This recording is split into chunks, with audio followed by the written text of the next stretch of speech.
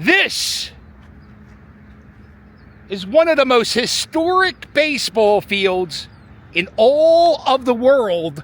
This is the baseball field from the Bad News Bears.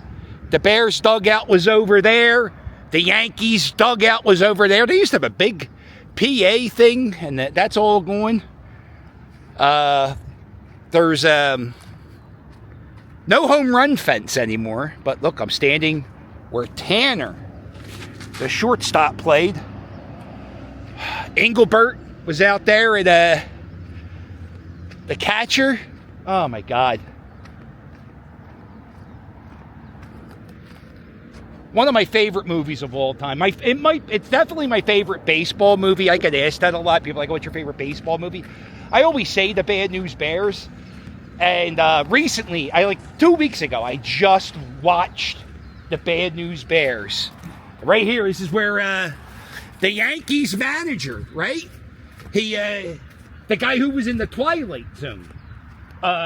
He smacks his son. Yeah. Because he hits Rudy with a pitch. What was his name? The guy that passed away because of the helicopter. Oh, he's the bad guy from the Bad News Bears. Yeah. I can't remember his name. The Twilight Zone. Yeah, Twilight Zone, the movie guy. That's so cool. Kelly Leak riding his motorcycle all around being a nuisance. You know what's funny? If Kelly Leak was around today, nobody would even bat an eye at him. Because everyone rides their dirt bikes like a jerk-off nowadays. I'm trying to watch the clip. We're looking for the tree. Dude, that might be it right there.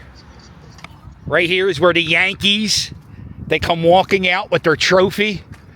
And then the Bad News Bears, they come out of the dugout, all carrying like a bottle of beer. I love that scene when Walter Matthau gives all the kids a beer. Dude, it's so children drinking alcohol out in the public. So good. We spent a little bit of time looking for the tree that Ahmad and Walter Matthau climbed up. We don't think it exists anymore. It could be the tree over there, but I absolutely love being here. There's a video on YouTube you can watch. They had a reunion of all the guys from the Bad News Bears. And they all sat right here on this bench. It was like a 40-year reunion. Want to feel old? The Bad News Bears over 40 years old. This thing where Aaron Nola pitches, and I say, I got bad news for whoever. That's Nola night. We were watching the Bad News Bears, and Walter Matthau has a line. He goes, I got bad news for the Athletics. I completely stole it from the Bad News Bears. From right here. Yeah, right here. From this spot. It's all coming full circle. Man. It's so great, dude. This is so great. We should go get a baseball. Yeah, I wish I had one. Hey, Dad, want to have a catch? Wrong baseball movie. It's a great movie too. Little different vibe than the Matthau Bad News Bears. Alcoholic. For some reason, he hired him to be the coach. He somehow makes the kids clean the pools for him. What is it about great baseball movies where the coach is like a belligerent a-hole drunk? Most. League of Their Own. Yeah. Same premise. I would say baseball guys are belligerent. And then not baseball, but Hoosiers, Dennis Hopper's character, kind of a belligerent drunk, even though he was the assistant coach. I think it just works. It does, yeah. People like to see an alcoholic prevail. Right. That's why people subscribe to my channel. Thank you. I just think about when Kelly Leak was down here being a horrible kid with his motorcycle, and he launches the ball from at the fence back here. Man. Do you like The Sandlot? I do like The Sandlot. Yeah, that's another great one. It's not Bad News Bears. You know what I like Bad News Bears? And I hate to say this. Profanity. Because kids talk that way. Kids curse. Right. So that's why I like Bad News Bears. It's very realistic. You curse. I curse a lot. If you want to see curse words, subscribe to my channel. So cool, dude. And I have to say, I have never been to this field. Oh, well, that's when awesome. You mentioned last night, you were quoting Bad News Bears. I thought, I have a place that I would like to finally go Yeah. I'm glad to see this for the very first time, seeing this with you. It kind of sucks that it doesn't look at all like it does in the movie, but it is neat that like this is the space. You can tell it's it, especially with this little hill over here. Mm-hmm. And you can like use your imagination and pretend the snack bar is still over there. And you can kind of see the dugouts in your mind right there. I wonder where the equipment shed would be, and because we're kind of like the center field would have been right here. The fence and the scoreboard would have been right about here. yeah, dude, so cool.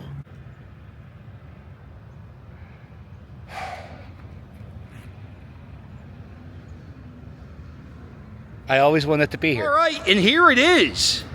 This is the Breakwater Studio. This is the movie studio that made the movie The Turnaround.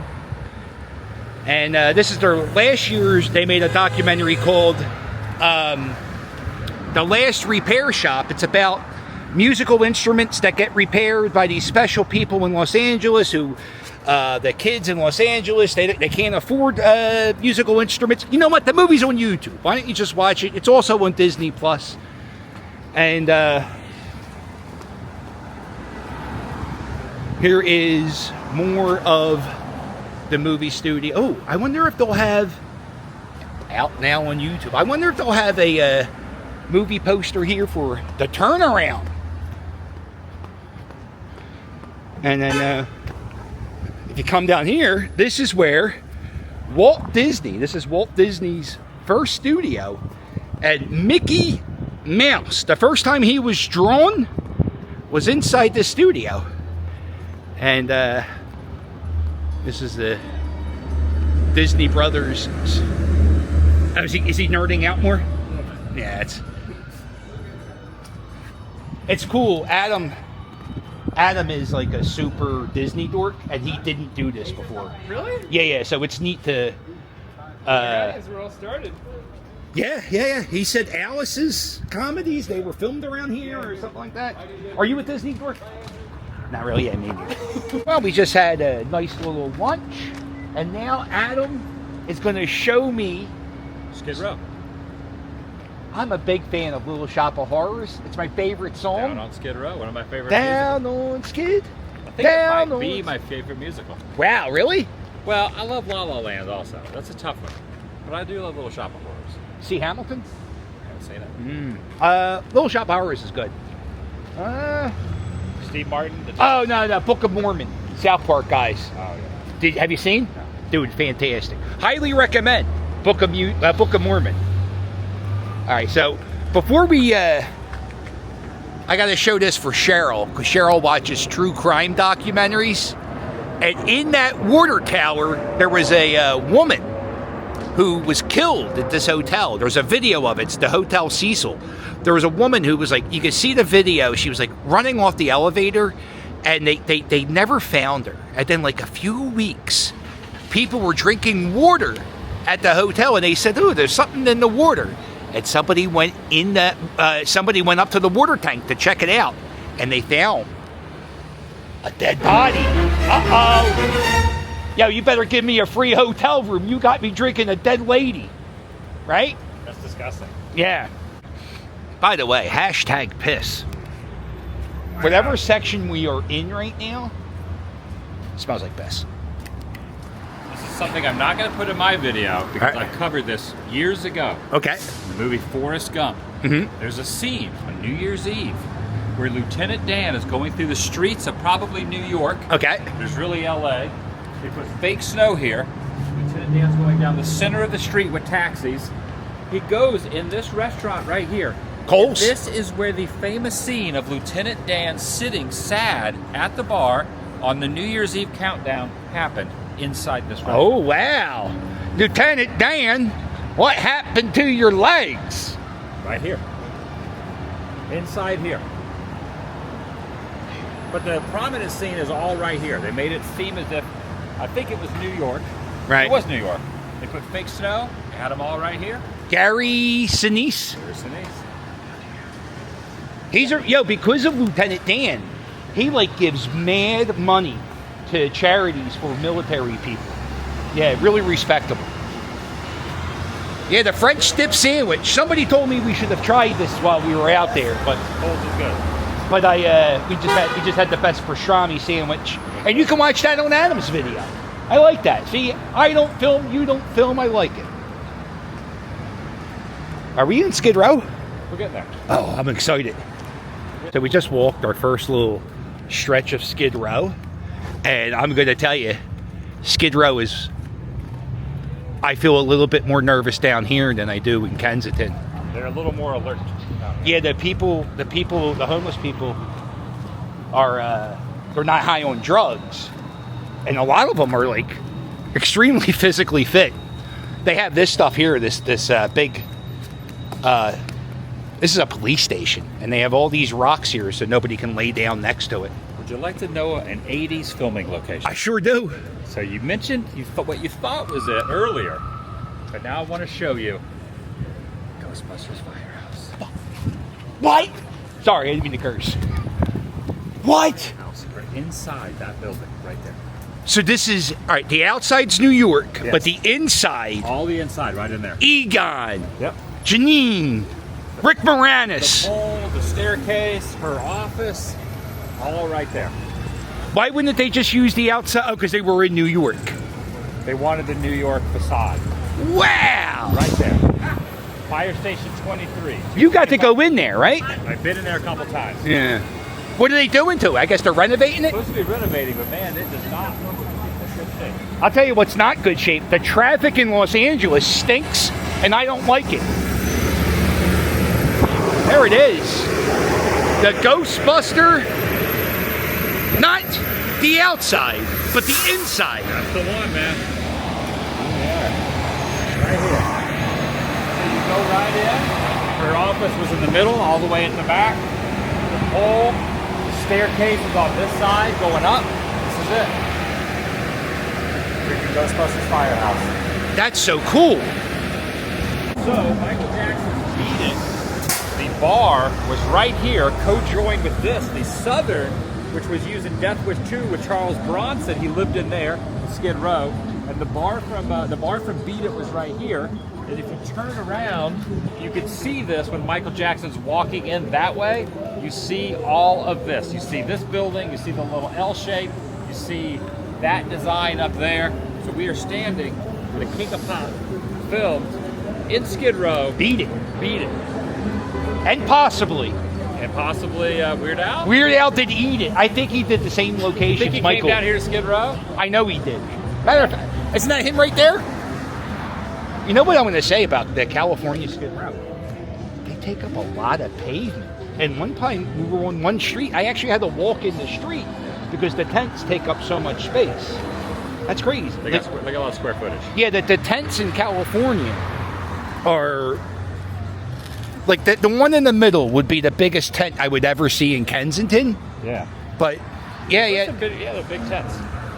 These are like $500 tents. But there was a time, a couple years ago, I thought about coming down here to show the Death Wish 2 locations. At that time, I would have never set foot here. This is way more cleaned up than it used to be, from what I recall. There's not a lot of people down here right now. In the past, there was a lot. There's 20 times this amount of people were down here.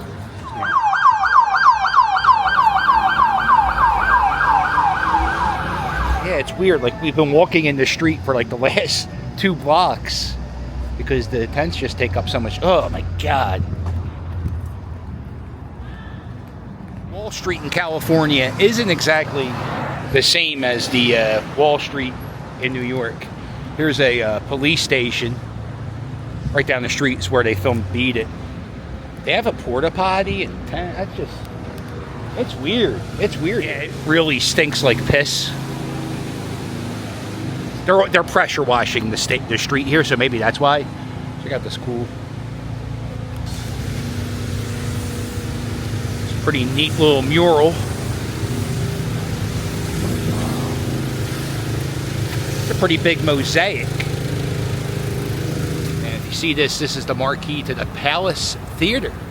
And this is where they filmed Thriller. Just the exterior shots.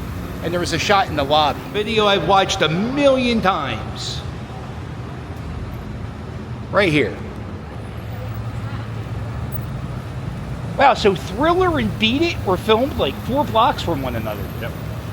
A lot of Michael Jackson music videos. Odd place for a bus stop in the middle of the block, right? Seems kind I of was weird. thinking the same thing. I thought all those people just wanted to see the Thriller theater. Yeah, of course. Realized they're waiting for the bus. And when they filmed it, the Thriller, it said starring Vincent Price right there. That's so cool, man. He did the laugh at the end of it. He did the whole talking thing. Yeah. You know how much he did? I don't think he really. I think he got paid like. Very They were going to give him a percentage of the album sales, Yeah. or $15,000, and he took $15,000. Bad movie. You know the last movie he ever made? No. Edward Scissorhands. What? We're on Broadway, and this is like a big theater district. You can see the old Skechers used to be a theater, the Los Angeles. I mean, look at the molding on that building is just crazy, dude. There are so many vacant theaters and like movie theaters that movie studios are actually buying up the old theaters. And not only movie studios, like Quentin Tarantino, he bought 2 movie theaters, and they're like playing all these old movies inside these old movie theaters. I don't know why I wanted to come down here, but this is a subway station in Los Angeles, and that man is a fare evader. Yeah, the one gate is missing a thing, so people are just walking through. I hear people are doing, they're like ducking out on fares in New York, to the point it's costing the New York City transit system like $40 million a year. What's it?